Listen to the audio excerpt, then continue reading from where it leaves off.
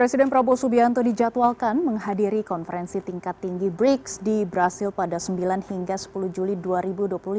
Kunjungan ini juga menjadi bagian penting dari rangkaian diplomasi luar negeri Indonesia khususnya dalam memperkuat kemitraan strategis dengan negara-negara berkembang di tengah tekanan global termasuk kebijakan tarif dagang dari Amerika Serikat.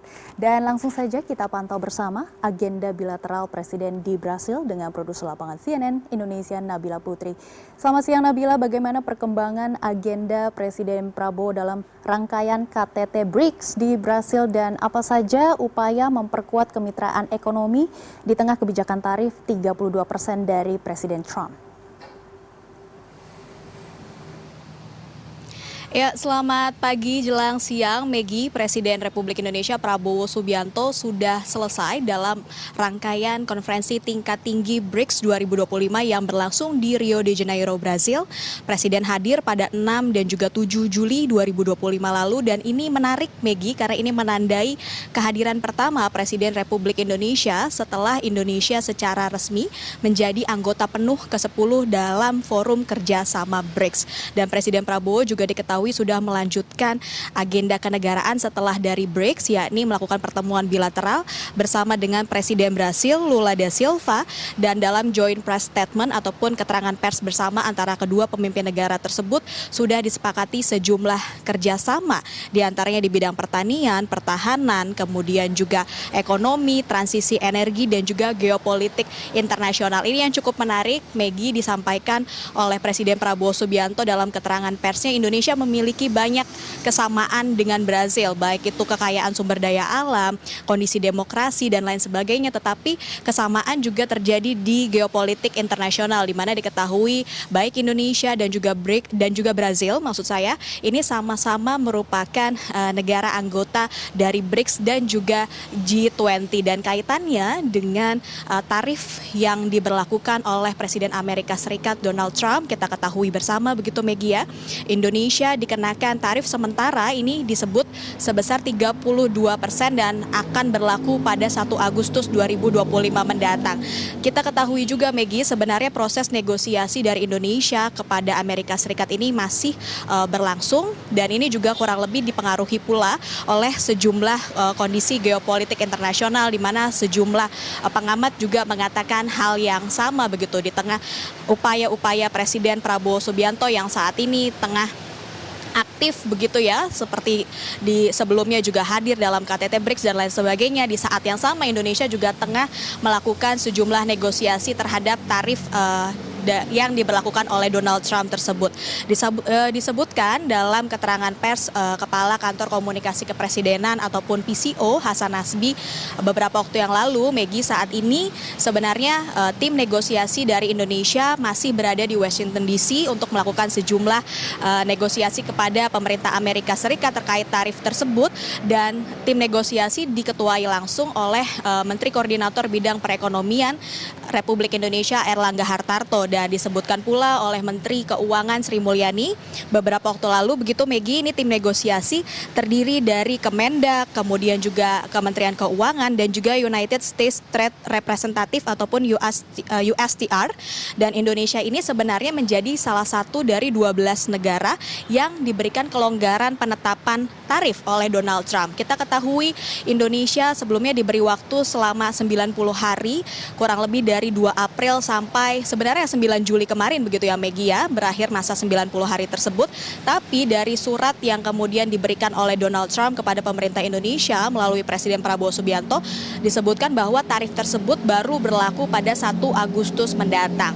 Ini juga disampaikan oleh Kepala PCO Hasan Nasbi bahwa sebenarnya Indonesia ini masih memiliki tenggat waktu hingga 1 Agustus mendatang dan Indonesia masih optimis jika pemerintah bisa kemudian menurunkan tarif yang dikenakan oleh Donald Trump kepada Indonesia dengan sejumlah upaya-upaya. Nah, langkah-langkah Indonesia sebenarnya dalam 90 hari kemarin ke belakang begitu ya, Megi, ya, untuk menurunkan tarif tersebut diantaranya sudah menawarkan tambahan impor dan juga investasi sebesar kurang lebih 34 miliar US dollar atau sekitar 551 triliun rupiah, kemudian berupaya untuk menyeimbangkan raca dagang Amerika Serikat dengan Indonesia yang sebenarnya hanya defisit kurang lebih 19 miliar US dollar dan juga meningkatkan sejumlah impor komoditas strategis dari Amerika Serikat. Kalau kita melihat, Maggie, sebenarnya ketergantungan ekspor Indonesia ke Amerika Serikat itu saat ini jumlahnya kurang lebih 10%. Artinya Indonesia masih memiliki pasar-pasar ekspor lainnya di luar Amerika Serikat, tetapi bukan berarti ini kemudian hanya dipandang sebelah mata. Meskipun hanya sebesar 10%, tapi ini dapat berpengaruh pada banyak hal sehingga pemerintah Indonesia juga diminta untuk mengantisipasi kenaikan tarif yang diberikan oleh Donald Trump tersebut. Selain melakukan negosiasi, sebagaimana yang tadi saya sampaikan, tim negosiasi masih berada di Washington DC yang diketuai langsung oleh Menko Bidang Perekonomian Erlangga Hartarto. Ada sejumlah usulan dari berbagai pihak, salah satunya dari sisi industri dalam negeri yang berharap bahwa pemerintah Indonesia di samping melakukan negosiasi tapi juga menyiapkan sejumlah kebijakan insentif untuk melindungi industri dalam negeri.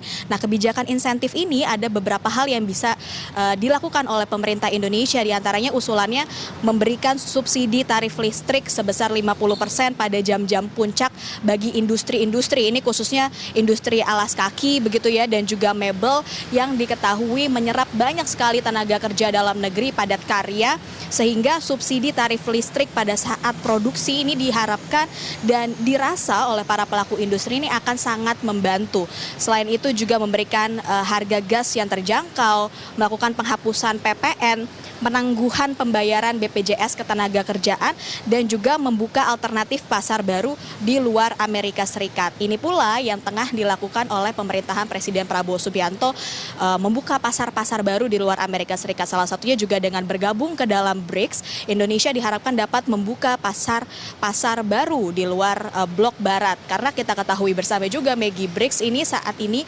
menguasai sekitar 20% dari pasar perdagangan dunia. Persaingannya akan semakin ketat, semakin sulit begitu ya dengan sejumlah negara-negara lain, sehingga memang antisipasi ini perlu untuk dilakukan. Apalagi negara seperti Vietnam, negara tetangga Indonesia, diketahui mendapatkan tarif yang lebih rendah dari Indonesia. Jika Indonesia ini diberikan tarif 32%, diketahui Vietnam ini mendapatkan tarif lebih rendah, yakni sekitar 20% saja. Dan tarif tinggi akan membuat industri goyah jika ditambah dengan tekanan geopolitik. Maka hal-hal inilah yang diharapkan dapat diantisipasi oleh pemerintah Indonesia di bawah komando dari Presiden Republik Indonesia Prabowo Subianto. Sementara itu kembali ke Maggie. Baik, kami akan terus memantau perkembangan tanggapan Istana dan juga negosiasi ulang terkait dengan tarif baru Amerika Serikat. Terima kasih Nabila Putri atas laporan Anda, selamat bertugas kembali.